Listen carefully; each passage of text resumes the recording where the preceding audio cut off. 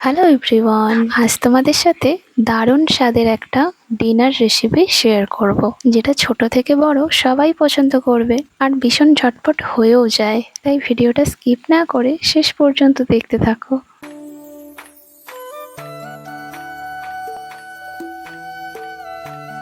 আজ বানাচ্ছি egg chicken pasta. তার জন্য প্রথমে পাস্তাটাকে আমি সিদ্ধ বসিয়ে দিয়েছি, এরপর বসে পড়েছি কিছু সবজি কাটার জন্য। তো এর মধ্যে তোমাদের ইচ্ছে মতো তোমরা সবজি দিতে পারো, কিন্তু আজকে বাড়িতে যা যা সবজি আছে আমি তার মধ্যেই কিছু সবজি এর মধ্যে অ্যাড করব। যেমন আলু, বিনস আর পেঁয়াজ কুচি অনেকটা দেব। এর মধ্যে ক্যাপসিকাম, গাজর এগুলো দিলেও দারুণ লাগে, তবে আজকে বাড়িতে ছিল না তাই আমি এইটাই শুধু দিয়েছি। আর দুটো টমেটোকে আমি গ্রেট করে নিয়েছি। এরপর কড়া গরম হলে দিয়ে দেব সাদা তেল। তো এখন আমি চিকেনটাকে ভেজে নেব। চিকেনটা একেবারেই ছোট ছোট কুচি করা আছে, তাই এটা তাড়াতাড়ি হয়ে যাবে। তো চিকেনটাকে আমি শুধু লেবুর রস আর একটু নুন দিয়ে মাখিয়ে রেখেছিলাম। তো এখন অল্প একটু হলুদ গুঁড়ো দিয়ে আমি চিকেনটাকে ভালো করে ভেজে নেব। এর থেকে হালকা জল বেরিয়ে আসবে, তো সেই জলটা যখন শুকিয়ে যাবে আমার চিকেন তার মানে অলমোস্ট ভাজা হয়ে গেছে, এটাই আমাকে বুঝতে হবে। আমি কিন্তু এর মধ্যে জল দিইনি, তাও কিন্তু অনেকটাই জল বেরিয়েছে। তো এইটা যতক্ষণ না মরে যাচ্ছে জলটা, ততক্ষণ আমি ওয়েট করব। তো জলটা এখন শুকিয়ে গিয়ে তেলটা ছেড়ে দিয়েছে। তো এখন চিকেনটা আমার ভাজা ভাজা হয়ে গেছে। তো এরপর আমি চিকেনটাকে তুলে নেব। তুলে নেওয়ার পর ওই তেলেতেই আমি ডিম ফাটিয়ে ভেজে নেব। তো আজকে আমি এর মধ্যে দুটো ডিম ইউজ করছি। ডিম ফাটিয়ে নিয়ে ওর মধ্যে হালকা করে আমি নুন ছিটিয়ে ডিমটাকে ভালো করে স্ক্রাম্বল করে ভেজে নেব। তো ভাজা আমার প্রায় হয়ে এসেছে, এটাকে আমি হালকা করেই ভাজবো। অত্যধিক ভাজলে ডিমটা একটু কড়কড়া মতো, মানে খুব শক্ত শক্ত মতো হয়ে যায়, কিন্তু নরম নরম থাকলে বেশ ভালো লাগে খেতে। তো ডিমটা আমার ভাজা হয়ে গেছে, এরপর আমি তুলে নেব ডিমটা। তো এরপর হালকা তেল দিয়ে ওই তেলের মধ্যে আমি যে আলু কেটে রেখেছিলাম আলুটা দিয়েছি, আর বিনসটা ভেজে নেব একটু। তো এর মধ্যে হালকা করে স্বাদ মতো নুন আর হলুদ দিয়ে তো আলু আর বিনসটাকে একসাথে আমি ভালো করে ভেজে নেব। তো আলুটা সিদ্ধ হয়ে গেছে, তো আলুটাকে আমি তুলে নেব। এরপর ওই কড়াতেই আমি হালকা করে তেল দেব। এরপর আমি গ্রেভিটাকে বানাবো। তেল গরম হয়ে এলে আমি যে টমেটোটাকে গ্রেট করে রেখেছিলাম সেই গ্রেট করা টমেটোটা আমি দিয়ে দেব।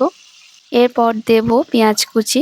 তবে এখানে আমার একটু ভুল হয়ে গেছে, প্রথমে পেঁয়াজ কুচিটা ভেজে নিলে আমার আরো সুন্দর হতো। তোমরা যদি করো, তোমরা কিন্তু প্রথমে পেঁয়াজটা ভালো করে একটু ভেজে নেবে, তারপরে টমেটোটা দেবে। তো টমেটো আর পেঁয়াজটা হালকা ভাজা হয়ে গেলে ওর মধ্যে দিলাম আদা রসুনের পেস্ট, দিয়েও এটাকে ভালো করে ভাজা ভাজা করতে হবে। দিয়ে দিয়েছি স্বাদ মতো লঙ্কা কুচি। এরপর দিয়ে দেবো হালকা করে হলুদ গুঁড়ো, দিয়েও এটাকে ভালো করে ভাজা ভাজা মতো করে নিতে হবে। এরপর হালকা করে একটু গরম জল আমি দিয়েছি। এরপর ভেজে রাখা চিকেনগুলো এর মধ্যে দিয়ে দেব, আর যে আলুগুলো ভেজেছিলাম সেটাও এর মধ্যে দিয়ে দেব। দিয়ে পুরো মশলার সাথে ভালো করে এটাকে কষিয়ে নিতে হবে, যাতে চিকেনের মধ্যে সমস্ত মশলাগুলো লেগে যায়। এরপর এর মধ্যে আমি দেব টমেটো সস। আর এর মধ্যে কিন্তু চিলি সস, সয়া সসও দেওয়া যায়, বাট আজকে চিলি সস, সয়া সস বাড়িতে ছিল না, তাই আমি শুধুমাত্র টমেটো সসই দিয়েছি। বাট তোমরা যদি কখনো করো, এটাতে চিলি সস আর সয়া সস অবশ্যই দেবে। এরপর দিয়ে দেব সিদ্ধ করে রাখা পাস্তাটা। এটা দেখে কিন্তু মনে হচ্ছে যে এটা হয়তো হালকা জড়িয়ে গেছে, কিন্তু একদমই নয়। এটা নাড়ার পর একেবারে ছাড়া ছাড়া হয়ে যাবে।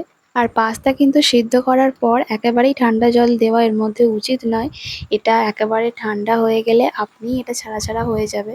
কারণ এর মধ্যে যদি জল দিয়ে ঠান্ডা করা হয়, এর মধ্যে যে আলাদা একটা টেস্ট আছে পাস্তার, সেটা একদম বেরিয়ে যায়, যার কারণে পাস্তার টেস্টটা একদম চলে যায়। পাস্তাটা দিয়ে আমি ভালো করে নাড়িয়ে নিয়েছি, সমস্ত মশলা একসাথে করে নিয়েছি।